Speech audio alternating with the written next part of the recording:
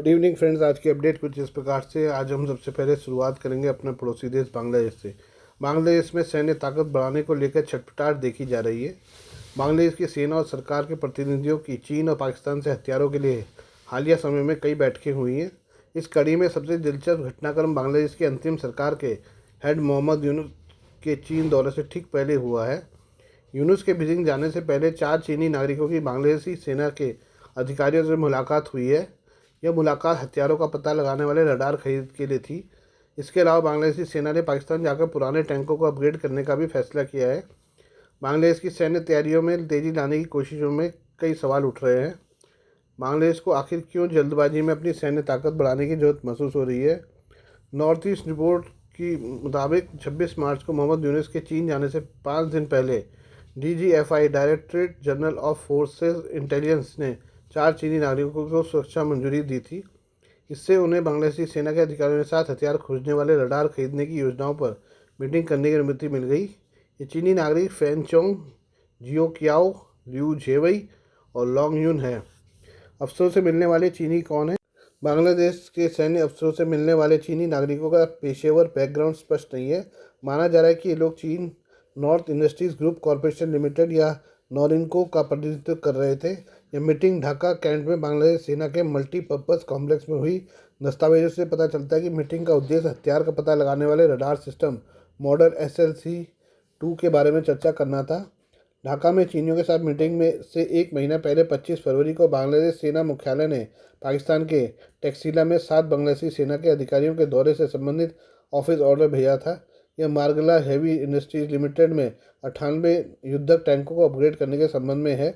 अधिकारियों की विशेष टीम को 2 से 7 मार्च के बीच मार्गला हैवी इंडस्ट्रीज लिमिटेड का दौरा करना था ताकि 40 T-59 के और 58 T-69G टैंकों के उन्नयन की निगरानी की जा सके। अब बांग्लादेश सेना 30 अप्रैल तक टैक्सीला स्थित कंपनी का दौरा करेगी।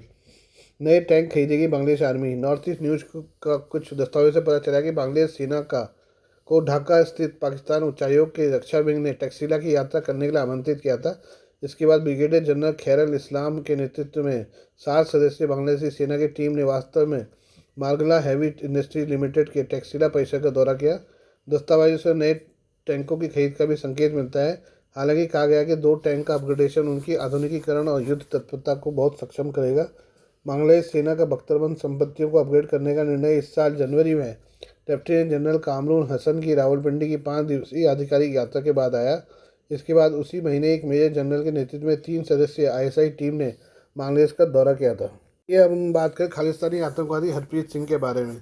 भारत में आतंकी हमलों के लिए जिम्मेदार खालिस्तानी आतंकवादी हरप्रीत सिंह अमेरिका में गिरफ्तार हुआ है। अमेरिकी की संघीय जांच एजेंसी FBI ने हरप्रीत को सैक्रामेंटो में गिरफ्तार किया।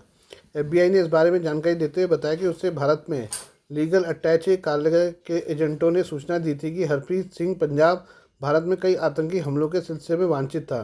दिलचस्प बात यह है कि हरप्रीत सिंह की गिरफ्तारी के साथ ही अमेरिकी जांच एजेंसी ने पाकिस्तान की खुफिया एजेंसी ISI से खालिस्तानियों की कनेक्शन की पोल भी खोल दी है। FBI ने बयान में पाकिस्तानी खुफिया एजेंसी ISI का सीधा जिक्र किया है। FBI ने आरोप लगाया कि सिंह 2 अंतर्राष्ट्रीय आतंकवादी समूह से जुड़ा हुआ था और अवैध रूप से अमेरिका में घुसा था। बयान में कहा गया कि सिंह पर पाकिस्तान की inter service intelligence ISI Khalistani आतंकवादी संगठन बब्बर खालसा इंटरनेशनल के साथ सहयोग करने का शक है। लंबे समय से भारतीय सुरक्षा एजेंसियों की उसकी तलाश थी, लेकिन अनट्रेसेबल बर्नर फ़ोन और इनक्रिप्टेड एप्लीकेशन का इस्तेमाल करके वह पकड़ से बच रहा था। हरप्रीत की गिरफ्तारी को FBI ने वैश्विक सुरक्षा के खतरे से निपटने में महत्वपूर्ण बताया है। भारत में वांटेड चल रहे खालिस्तानी आतंकवादी की अमेरिका में गिरफ्तारी को वर्तमान ट्रंप प्रशासन ने पूर्ववर्ती बाइडेन की नीति में बदलाव के तौर पर देखा जा रहा है। रक्षा विशेषज्ञ ब्रह्म चिरानी ने सवाल उठाया कि क्या ISI से जुड़े बब्बर खालसा के सदस्य हरप्रीत सिंह की गिरफ्तारी के बाद अमेरिका अन्य खालिस्तानी आतंकवादियों के खिलाफ कार्रवाई करेगा। उन्होंने बताया कि भारतीय अदालतों ने अमेरिका में रह रहे 10 अन्य फरार आतंकियों के खिलाफ गिरफ्तारी वारंट जारी किए हुए हैं। आइए बात करें इसराइल की। इसराइल ने गाज़ा पट्टी में हवाई हमले तेज कर दिए हैं। गुरुवार शुक्रवार को इसराइल की एयरफोर्स ने गाज़ा पट्टी में 40 से ज़्यादा जगहों पर बमबारी की। इसराइली सेना IDF ने शुक्रवार को जारी अपने बयान में कहा कि बीते 24 घंटे में गाज़ा में 40 ठिकानों पर हमले किए गए। इसराइली आर्मी ने इन हमलों में हमास के सैन्य ढांचे और हथियार भंडारण सुविधाओं को निशाना बनाने की बात कही है। ये हमले दक्षिणी गाज़ा पट्टी के राफा में सबूरा और तेल सुल्तान में किए गए हैं। इजरायली अखबार जेरूसलम पोस्ट की रिपोर्ट के मुताबिक IDF ने उत्तरी गाज़ा में हमास के लड़ाकों की मौजूदगी का पता चलने के बाद हवाई हमला किया। इस हमले में हमास के हथियारों के जखीरे को भी ध्वस्त कर दिया गया। IDF ने दक्षिणी गाज़ा के मोरांग कॉरिडोर में अभियान चलाकर रॉकेट लॉन्चर, हमास के बुनियादी ढांचे, सुरंग शाफ्ट और मोर्टार को भी नष्ट कर दिया। इजरायली आर्मी ने इस सप्ताह की शुरुआत में घोषणा की थी कि उसने हमास के हथियार तस्करी नेटवर्क के प्रमुख याया फतीह अब्द अल कादर अबू शार को मार दिया है। इजरायल की सेना ने खान यूनिस में फ़लस्तीनी इस्लामी जिहाद के एक प्रमुख सदस्य माजिन इब्राहिम महफूज फर्रा को भी मार गिराने की बात कही थी। इजरायली सेना की ओर से गाज़ा पट्टी में लगातार कार्रवाई की जा रही है। हमास को कमज़ोर करने के लिए इजरायली आर्मी हमले कर रही है। इजरायल का कहना है कि हमास को पूरी तरह से ख़त्म किए जाने तक गाज़ा पट्टी में हमले जारी रहेंगे। हालिया दिनों में इजरायल ने गाज़ा पट्टी में भीषण बमबारी की है, ज़मीनी स्तर पर भी हमले किए हैं। गाज़ा में 50,000 से ज़्यादा मौतें हो चुकी हैं। इजरायल और फ़िलिस्तीनी गुट हमास के बीच अक्टूबर 2023 से लड़ाई चल रही है। हमास के दक्षिणी इजराइल में हमले के बाद ये लड़ाई शुरू हुई थी, जिसमें 1200 लोग मारे गए थे। इस हमले के बाद से इजराइल की सेना ने लगातार गाज़ा पट्टी में बम बरसाए हैं। इजरायली हमलों में गाज़ा में 50,000 से ज़्यादा फ़िलिस्तीनियों की मौत अब तक हो चुकी है। आइए बात करें चीन और रशिया की। चीन ने अपने दोस्त मुल्क रूस को ही झटका दे दिया है। चीन ने कजाकिस्तान के रास्ते रूस से आने वाली गैस पाइपलाइन की योजना को नकार दिया है।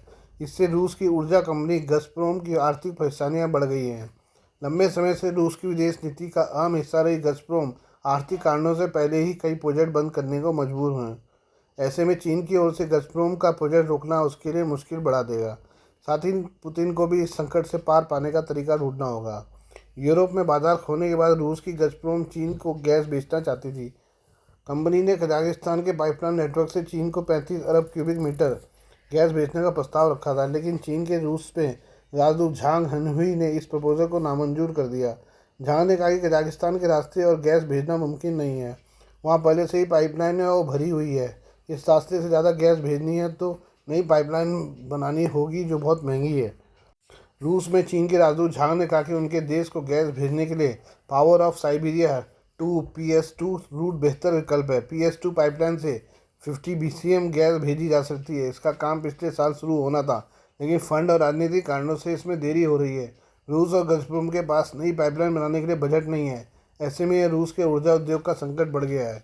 रूस और यूक्रेन युद्ध की जंग शुरू होने के बाद गज़प्रोम को यूरोप में बड़ा नुकसान हुआ है। युद्ध शुरू होने के बाद 2023 में कंपनी को $7 अरब का नुकसान हुआ था, जो 2024 में बढ़कर $10 अरब हो गया है। अगले 10 सालों में गज़प्रोम को $179 अरब का नुकसान हो सकता है। गज़प्रोम के आर्थिक संकट में घिरने से रूस के बजट पर भी असर पड़ता है, क्योंकि इसका 40% हिस्सा व्लादिमीर पुतिन रक्षा पर खर्च करते हैं। गज़प्रोम को हालिया समय में बोलीविया, भारत, तजाकिस्तान, उज़्बेकिस्तान और वेनेजुएला में ऊर्जा प्रोजेक्ट बंद करने पड़े हैं। पश्चिम एशियाई देश रूस से सस्ते दामों पर गैस खरीद रहे थे, लेकिन रूस की ओर से उनके मजदूरों पर कार्रवाई के बाद से देश रूस से गैस खरीदने पर विचार कर रहे हैं। पश्चिम एशियाई देश अब रूस पर निर्भर नहीं रहना चाहते हैं। वे दूसरे देशों से भी गैस खरीदने की कोशिश कर रहे हैं। इससे रूस की मुश्किलें और बढ़ सकती हैं। आइए बात करें पाकिस्तान और बांग्लादेश की। बांग्लादेश और पाकिस्तान के बीच 15 साल बाद विदेश सचिव स्तर की बैठक हुई, जिसमें बांग्लादेश ने कई पुराने और संवेदनशील मुद्दे उठाए। साथ ही दौरान बांग्लादेश ने पाकिस्तान से 1971 में अत्याचारों को लेकर सार्वजनिक माफ़ी की मांग की। बांग्लादेश के विदेश मंत्रालय ने कहा कि इस बातचीत में दोनों देशों के बीच अब भी कई मुद्दे अनसुलझे हैं। खासतौर पर 1971 में पाकिस्तान सेना द्वारा किए गए अत्याचारों का जिक्र करते हुए बांग्लादेश ने कहा कि इन घटनाओं के लिए पाकिस्तान को आधिकारिक रूप से माफ़ी मांगनी चाहिए। मामले में बांग्लादेश के विदेश सचिव मोहम्मद जसीम उद्दीन ने बताया कि पाकिस्तान के साथ अच्छे और स्थायी रिश्ते बनाने के लिए पुराने मामलों का हल जरूरी है। उन्होंने कहा कि बांग्लादेश ने $4.32 अरब के अपने वित्तीय दावे के साथ साथ अन्य मुद्दों को भी सामने रखा। इसमें 1971 के युद्ध के दौरान बांग्लादेश छोड़ने में असमर्थ फंसे हुए पाकिस्तानियों की वापसी और 1970 के चक्रवात में मिली विदेशी मदद के पैसे की बात भी शामिल थी। वहीं इसके जवाब में पाकिस्तान ने भी इन मुद्दों पर बातचीत जारी रखने की इच्छा जताई है। हालांकि पाकिस्तानी विदेश मंत्रालय ने इस पर कोई आधिकारिक टिप्पणी नहीं दी है। पाकिस्तान की विदेश सचिव अमना बलोच इस वार्ता में शामिल थी। बता दें कि पाकिस्तान के उप प्रधानमंत्री और विदेश मंत्री इसाक डार इस महीने के अंत में बांग्लादेश दौरे पर आने वाले हैं। यह 2012 के बाद किसी पाकिस्तानी विदेश मंत्री की पहली आधिकारिक यात्रा होगी। बांग्लादेश का मानना है कि अगर पाकिस्तानी मुद्दों पर गंभीरता से बात करें तो दोनों देशों के रिश्ते एक नए और बेहतर रास्ते पर बढ़ सकते हैं। गौरतलब है कि 1971 में बांग्लादेश पाकिस्तान से अलग होकर एक स्वतंत्र देश बना था। उस समय पाकिस्तान की सेना पर लाखों लोगों की हत्या और महिलाओं के साथ अत्याचार जैसे गंभीर आरोप लगे थे। बांग्लादेश अब भी इन मुद्दों को भूल नहीं पाया, समय समय पर माफ़ी की मांग करता रहा है। हालांकि दोनों देशों ने आपसी रिश्तों को बेहतर बनाने की इच्छा भी जताई और व्यापार, कनेक्टिविटी, आपसी सहयोग जैसे विषयों पर चर्चा भी की। Please do like, share, and subscribe this channel of mine, news, views, and analysis by Prakash.